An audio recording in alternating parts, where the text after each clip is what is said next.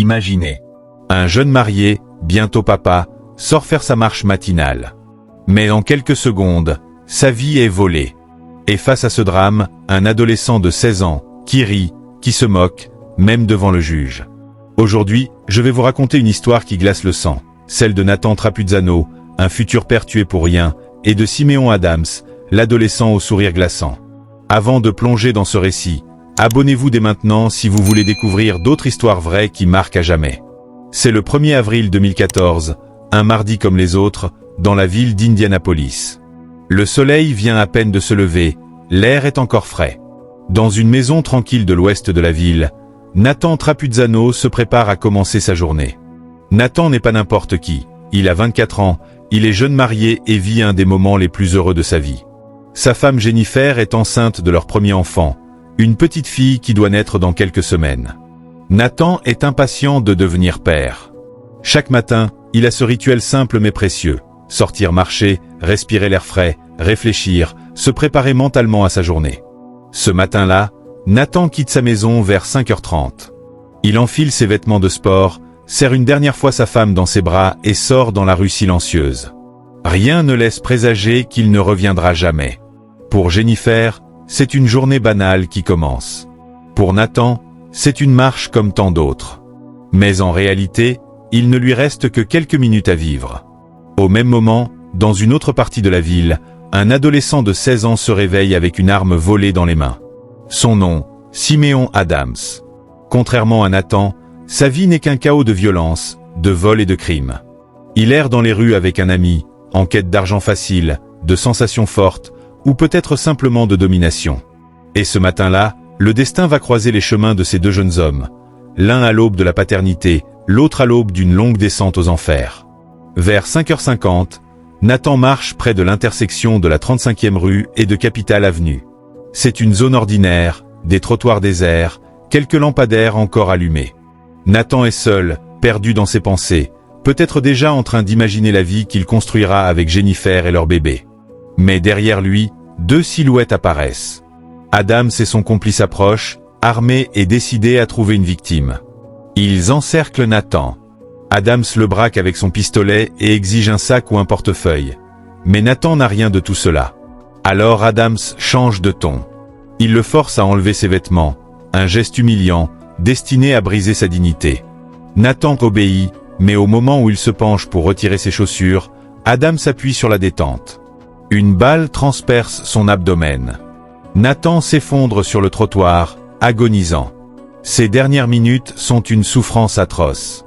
Il est transporté d'urgence à l'hôpital Eskenazi, où les médecins se battent pour le sauver. Mais malgré tous leurs efforts, Nathan meurt quelques heures plus tard, laissant derrière lui une veuve enceinte et un enfant qui ne connaîtra jamais son père. Ce matin ordinaire est devenu une tragédie irréversible. Jennifer, encore en pyjama à la maison, reçoit l'appel que personne ne devrait jamais entendre. Son mari, l'amour de sa vie, le futur père de sa fille, vient d'être tué, sans raison, par un adolescent qui a décidé que sa vie valait moins que le bruit d'une balle.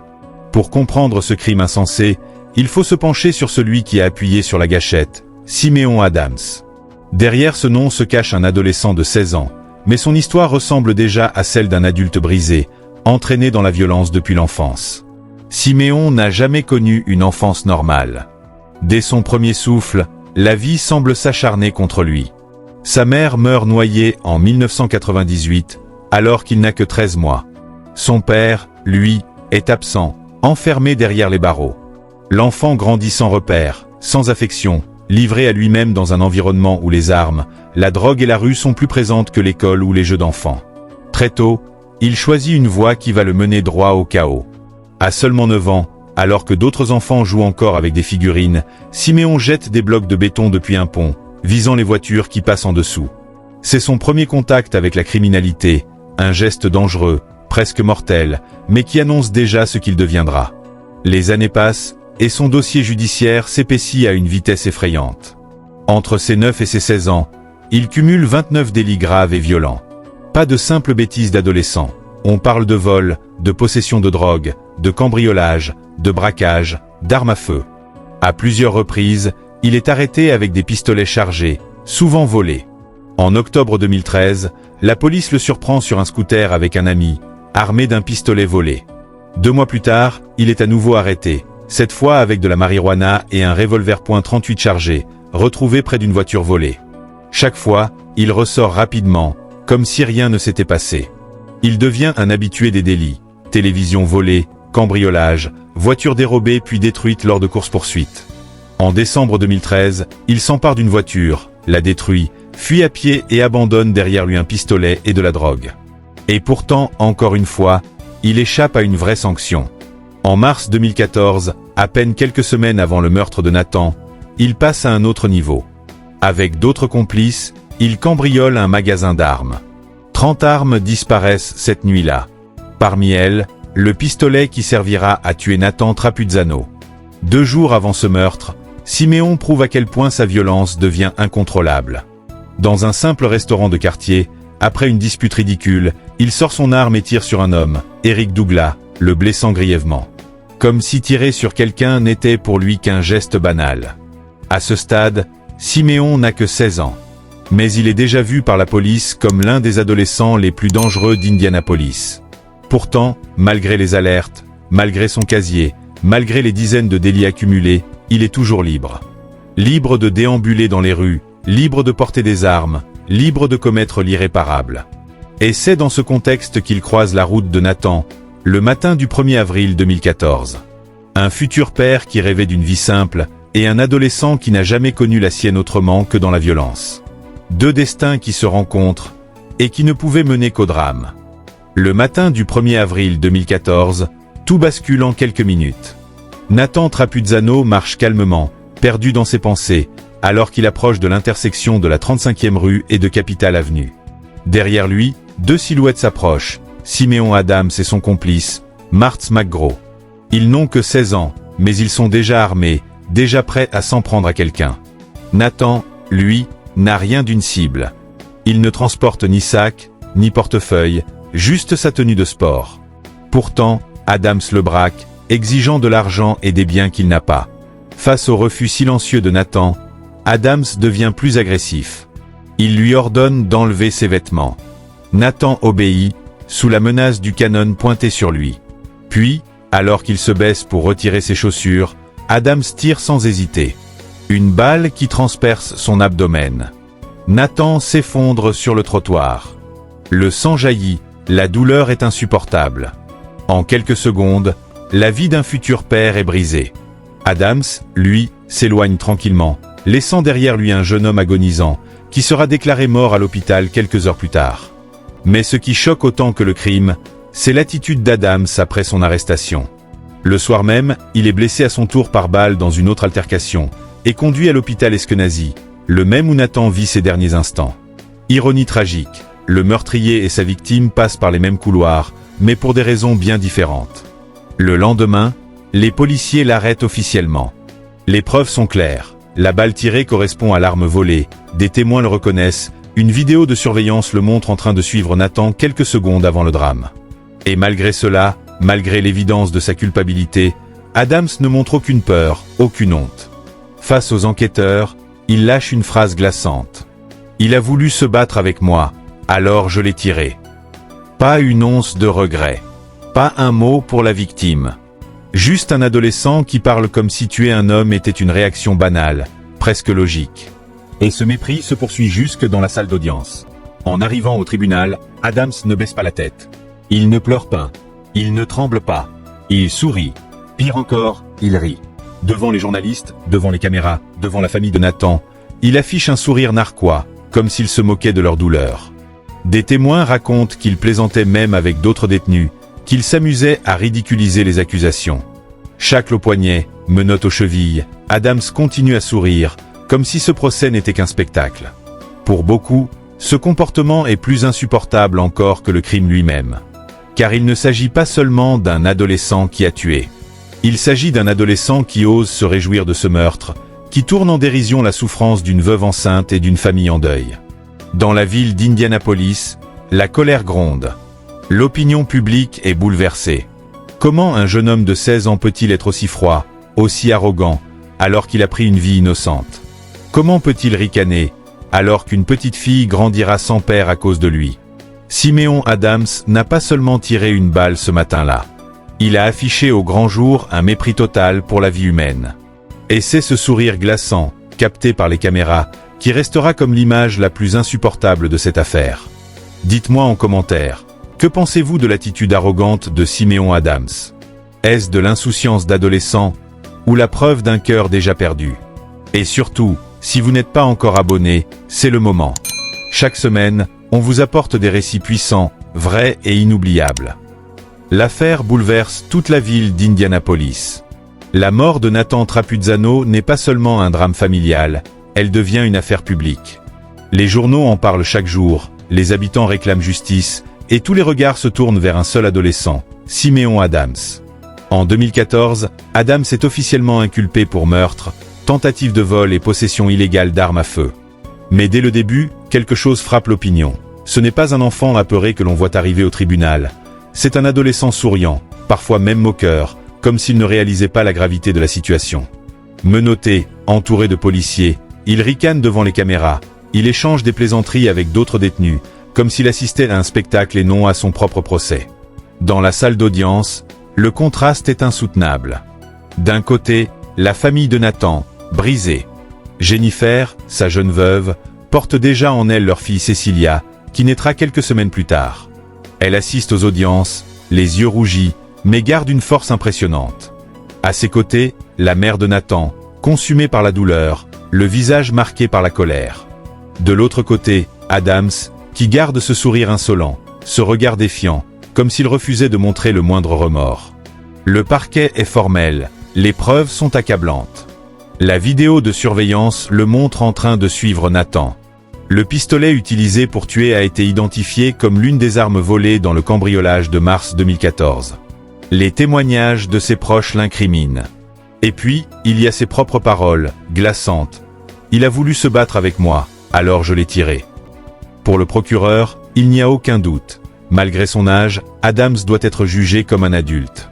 Il ne s'agit pas d'un enfant perdu, mais bien d'un adolescent conscient de ses actes, qui a choisi la violence à répétition. La défense, elle, tente de montrer un autre visage. Les avocats rappellent son enfance brisée, une mère morte trop tôt, un père en prison, une vie passée dans la rue. Ils insistent sur son âge, 16 ans à peine. Ils demandent au juge de voir en lui un produit d'un système défaillant, plutôt qu'un monstre sans âme. Mais dans l'opinion publique, et surtout dans la salle d'audience, l'attitude d'Adams efface toute compassion possible. Comment pardonner à un adolescent qui rit en entendant le récit du meurtre d'un père de famille? Comment croire en sa rédemption alors qu'il se montre arrogant jusque devant les larmes d'une veuve? Le procès se transforme alors en un véritable symbole. Pour certains, Adams est la preuve que le système judiciaire a échoué.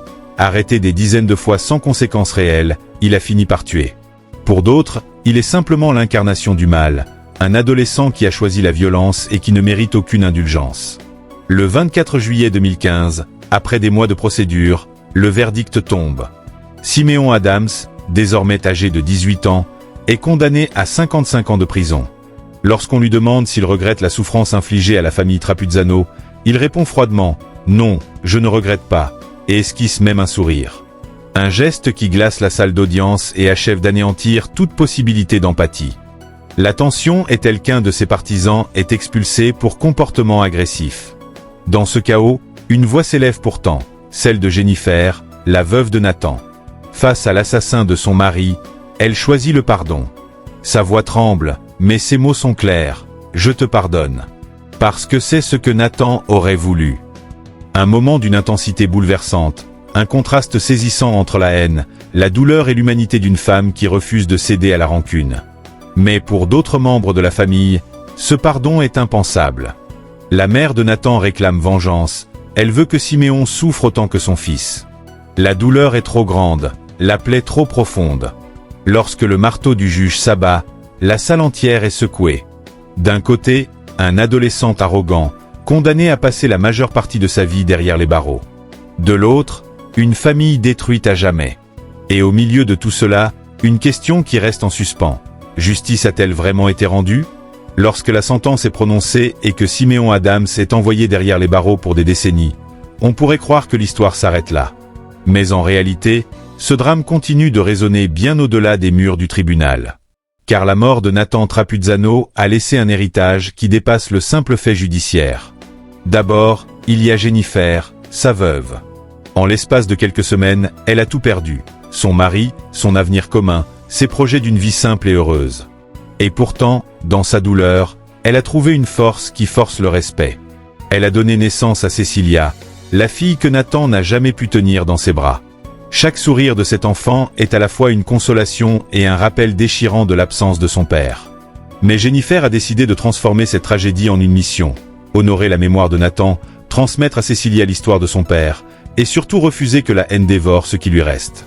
Dans la communauté d'Indianapolis, le nom de Nathan Trapuzzano est devenu un symbole. Son assassinat brutal a mis en lumière les failles d'un système judiciaire qui avait laissé Simeon Adams commettre crime après crime sans réelles conséquences. Beaucoup se sont demandé combien de vies auraient pu être épargnées si ces précédentes arrestations avaient été prises au sérieux. Cette affaire a relancé le débat sur la criminalité des mineurs, sur les armes à feu circulant trop facilement dans les rues, et sur l'importance de réformer une justice souvent aveugle jusqu'au drame irréversible. Mais il y a aussi l'autre héritage, plus sombre, celui de Simeon Adams. À 16 ans, il aurait pu encore choisir un autre chemin. Mais il a grandi sans repère, sans cadre, avec la violence comme seule règle de survie.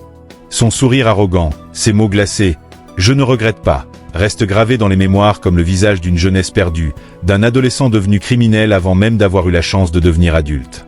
Son histoire nous rappelle une vérité dérangeante. Derrière chaque monstre, il y a aussi un enfant brisé.